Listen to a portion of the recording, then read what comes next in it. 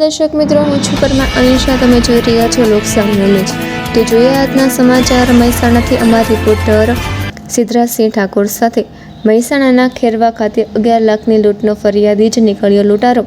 2 દિવસ અગાઉ ખેરવા ખાતે વેપારી રમેશ પટેલને આંખમાં મરચું નાખ્યા પછી છરો મારીને સોનાના દાગીના અને રોકડ સહિત 11 લાખની લૂંટ થયાનો મામલો ગાજ્યો હતો. બનાવની ઘટના બાદ તાલુકા પોલીસ મહેસાણા અને એલસીબી મહેસાણાએ સંયુક્ત રીતે લૂંટની ઘટનાની સદ્ધર તપાસ હાથ ધરી હતી. પોલીસે લૂંટના સ્થળના સીસીટીવી ફૂટેજો, ટેકનિકલ સોર્સ તેમજ હ્યુમન સોર્સિસના આધારે વધુ તપાસ કરતા ફરિયાદી રમેશ પટેલ પોતે જ શંકાના દાયરામાં જણાયેલ.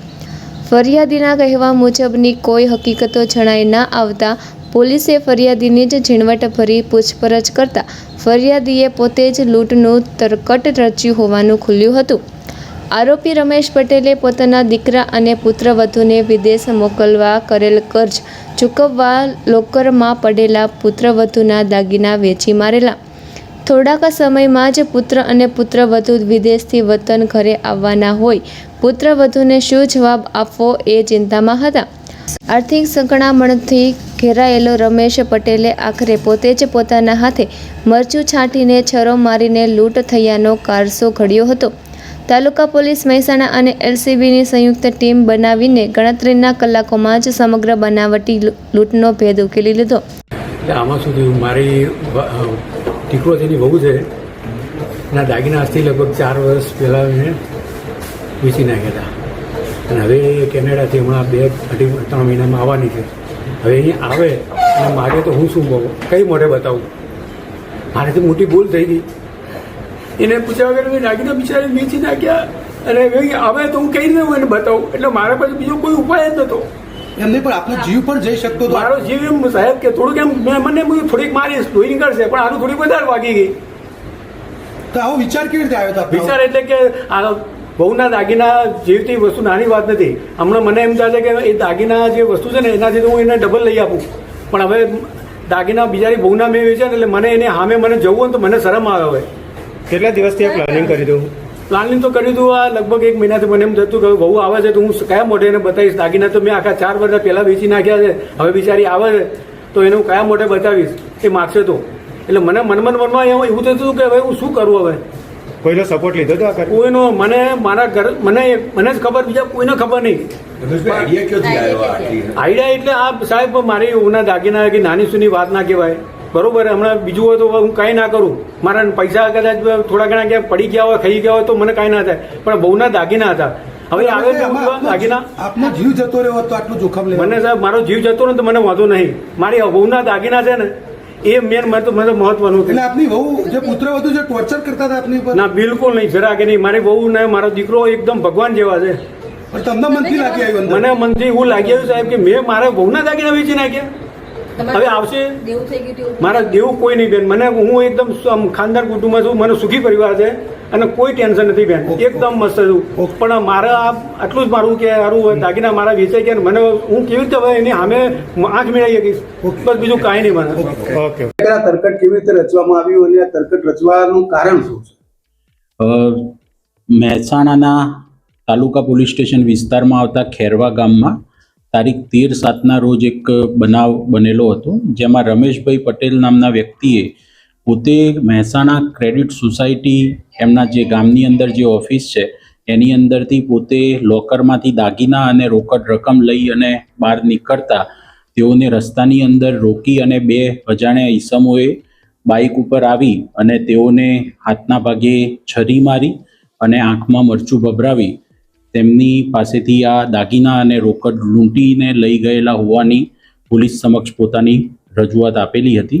જે બાબતે પોલીસે જેના રેલેવન્ટ સેક્શન્સ છે એના હેઠળ ગુનો દાખલ કરેલો હતો અને અમારી જિલ્લા એલસીબીની ટીમ અને મહેસાણા તાલુકા પોલીસ સ્ટેશનની ટીમ પોતે પીઆઈની અધ્યક્ષતાની અંદર અનેક એંગલ ઉપર આની અંદર તપાસ કરી રહેલી હતી, જેમાં સૌથી પહેલાં સીસીટીવી ફૂટેજીસની તપાસ કરવામાં આવેલી હતી.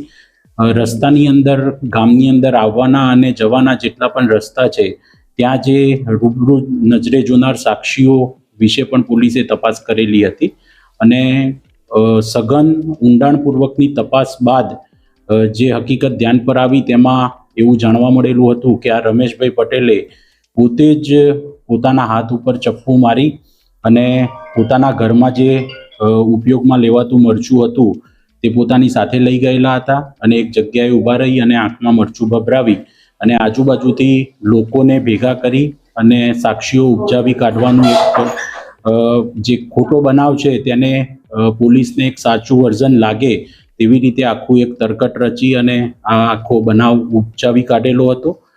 પોલીસે આ બાબતે ડિટેલમાં જ્યારે ઇન્વેસ્ટિગેશન કર્યું ત્યારે ઘણી બધી બાબતો એવી હતી કે જે ડે 1થી એમની જે રજૂઆત હતી ત્યારથી જ પોલીસને શંકાસ્પદ લાગેલી હતી.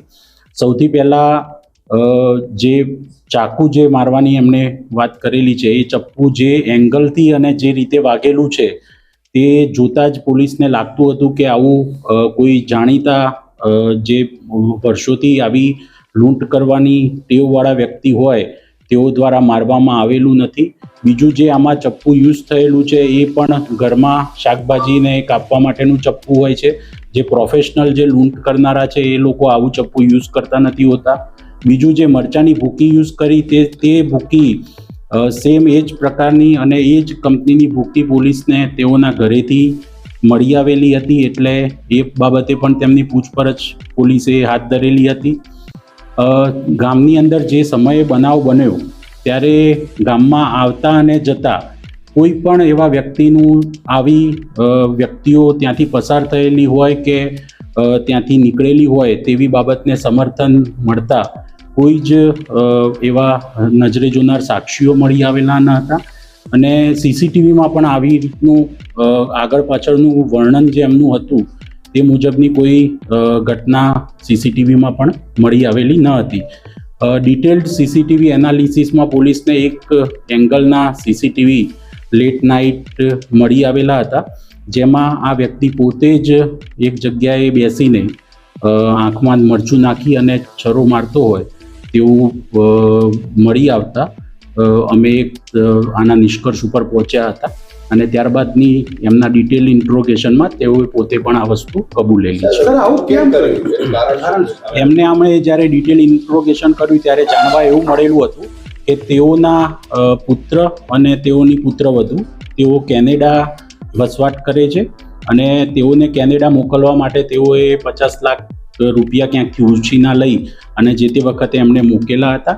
તેઓ લાટીનો ધંધો કરતા હતા અને તેમાં તેમને નુકસાન ગયેલું હતું એટલે તેઓએ નુકસાન ભરપાઈ કરવા માટે થઈ અને તેઓની જે પુત્રવધુ છે તેના દાગીના બારોબાર વેચી કાઢેલા હતા અને એ નુકસાન ભરપાઈ કરેલું હતું.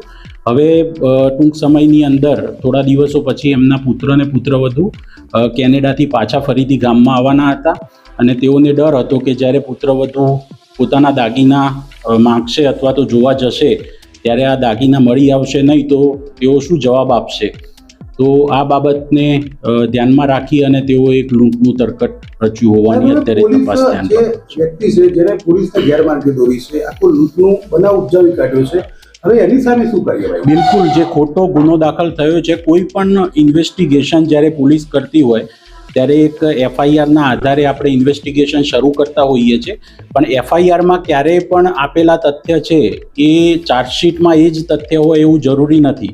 અનેક આપણે કિસ્સાઓ જોઈએ છે કે જેની અંદર જે ફરિયાદી હોય એ જ આરોપી તરીકે પ્રસ્થાપિત થતા હોય છે અને આ કેસમાં પણ સિમિલર એ જ રીતે અમે ફરિયાદીને જ પોતે આરોપી છે તેવી રીતે બતાવી અને બી સમરી વિથ પ્રોસિક્યુશનનો રિપોર્ટ આગળ કરીશું. તો ફરી મળીશું એક નવા સમાચાર સાથે. ત્યાં સુધી જોતા રહો લોક સામના ન્યૂઝ.